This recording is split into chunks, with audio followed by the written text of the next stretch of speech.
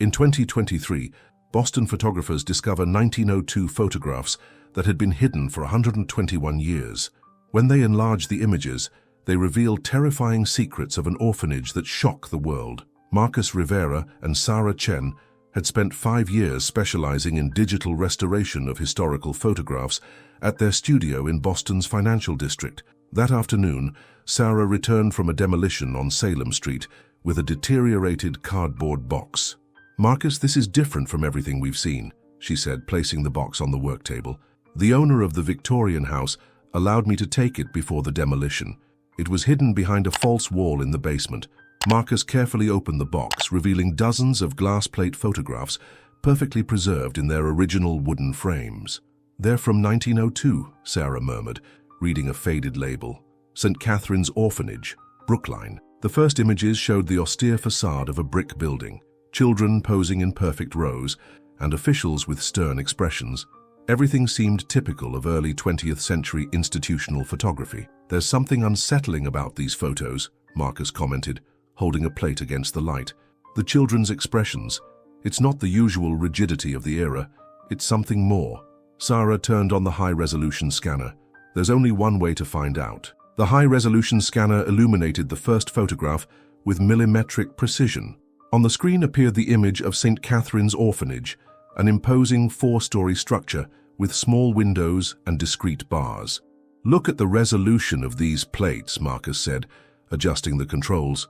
"Whoever took them knew what they were doing. The quality is exceptional for 1902. Sarah examined the metadata. Photographer, Dr. Edmund Blackwood, a doctor taking photographs in an orphanage. That wasn't common in that era. The second image showed 30 children organized in 3 rows in front of the building. They wore identical gray uniforms, long-sleeved shirts, and ankle-length pants.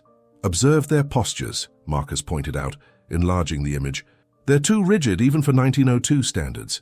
And look at their hands." Sarah leaned toward the screen. Several children had their hands closed in fists. Others kept them hidden. It's as if they were hiding something.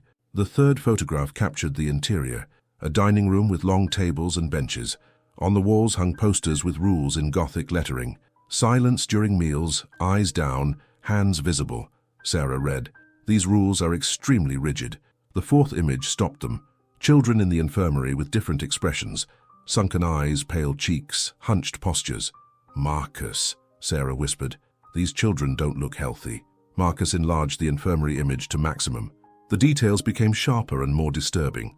In a bed in the background, an 8-year-old boy had bandages on both arms. Another, sitting in a chair, showed circular marks on his neck. "Sarah, are you seeing this?" Marcus asked, pointing to the marks. "Those don't look like accidental injuries." Sarah took notes. "We need to investigate this Dr. Blackwood, a doctor photographing evidence or documenting experiments." The fifth photograph revealed the refectory from another angle, 40 children sitting in silence with their heads down. In the background, 3 adults watched from an elevated platform. Marcus adjusted the contrast. "Look at the man in the center. He has a notebook and is writing while watching the children eat, like he was taking clinical notes," Sarah added. "This isn't normal supervision." The sixth image showed the dormitory.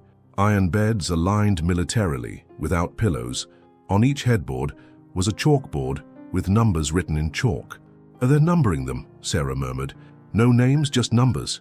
Marcus felt a chill. "Sarah, I think we're seeing evidence of something much more sinister than negligence." The seventh photograph prepared them for the worst.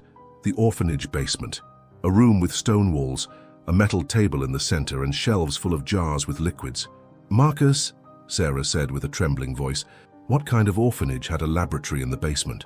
The eighth photograph revealed a scene that changed everything. The same refectory, but from an elevated perspective that captured details impossible to see from ground level. Marcus began to systematically enlarge the image. In the first section, everything seemed normal. Children eating in silence, supervisors watching. But when Marcus enlarged the left corner, Sarah gasped. "My God, Marcus, are you seeing that?" In that enlarged section was a 10-year-old boy who wasn't eating.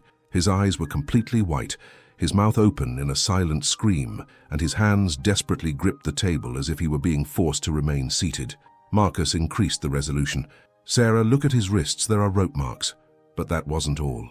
When he enlarged the central section, They discovered that several children had expressions of absolute terror, looking towards something outside the frame. Their bodies were tense, some visibly trembling.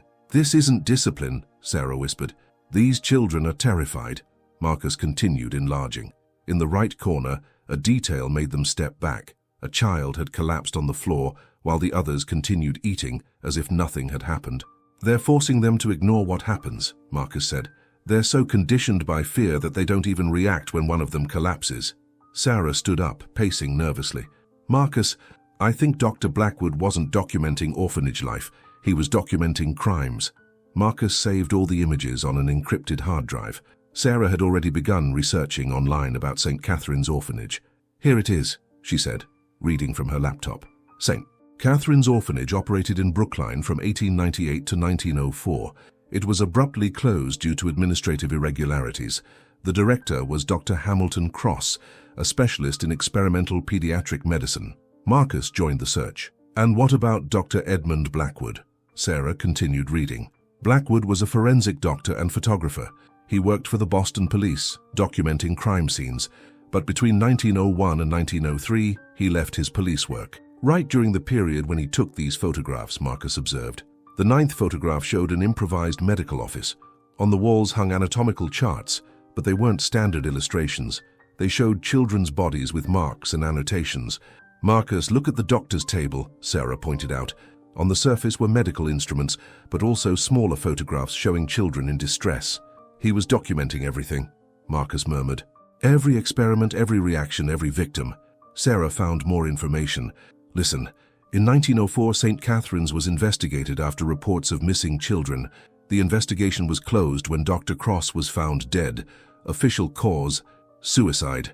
Marcus felt a knot in his stomach. "And the missing children were never found. The records were sealed by court order and remain classified to this day." The 10th photograph was different. It didn't show the orphanage. It was a portrait of Dr. Edmund Blackwood holding a handwritten letter toward the camera, as if he had set up a timer to photograph himself. Marcus enlarged the image until the words became legible. With trembling hands, he began to read.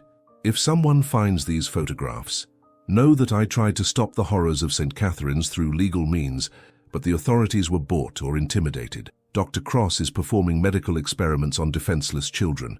He's marking them, drugging them, and worse." Sarah continued. "I have documented every crime with these photographs. The children are numbered like specimens. Many have died. Their bodies are buried behind the orphanage. Cross has threatened me with death, but I cannot live with this knowledge." The letter continued.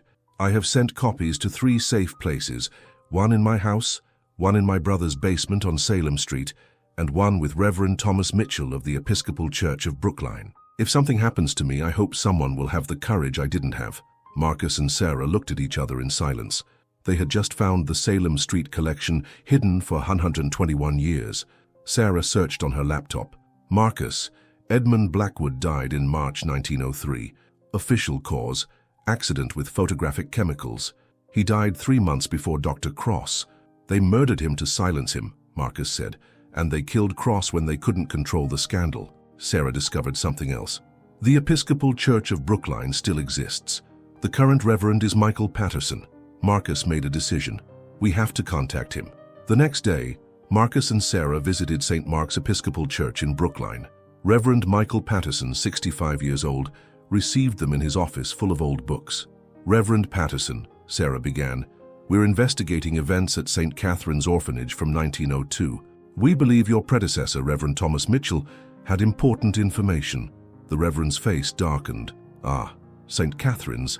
I hoped that story would remain buried." He went to a filing cabinet and extracted a rusty metal box. Reverend Mitchell left specific instructions before dying in 1945. This box was only to be opened if someone came asking about St. Catherine's with photographic evidence. Marcus showed a printed photograph. The Reverend nodded gravely.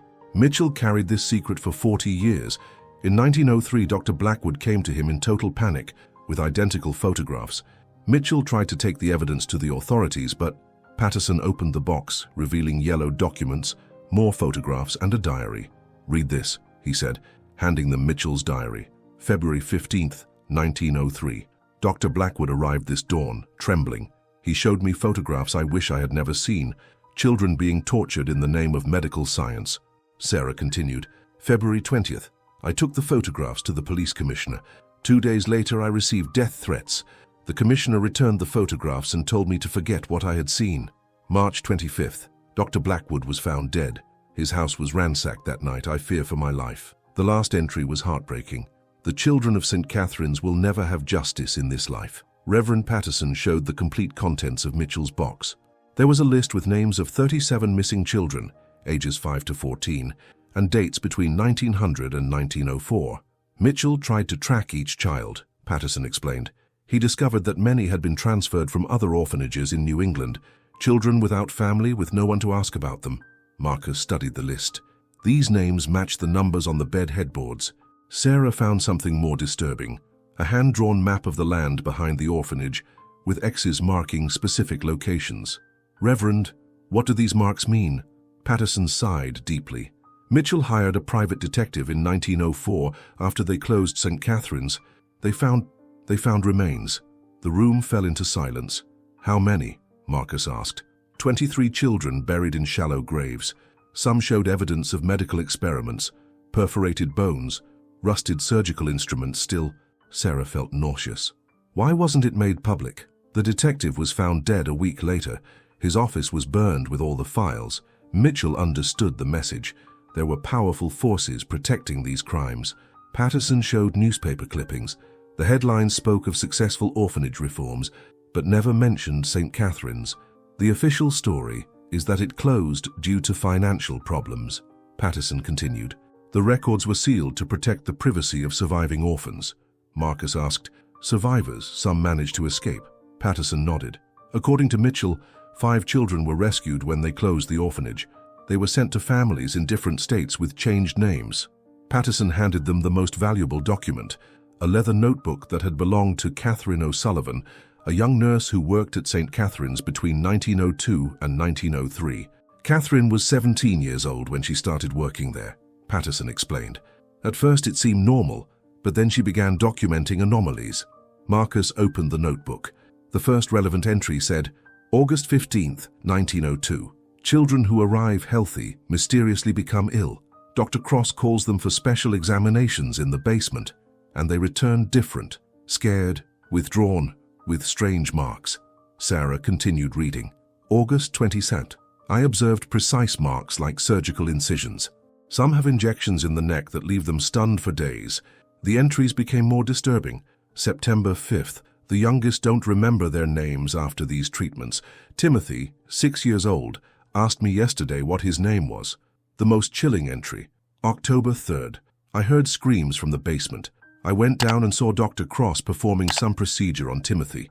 The child was conscious but paralyzed. He could only cry silently. Marcus felt nauseous.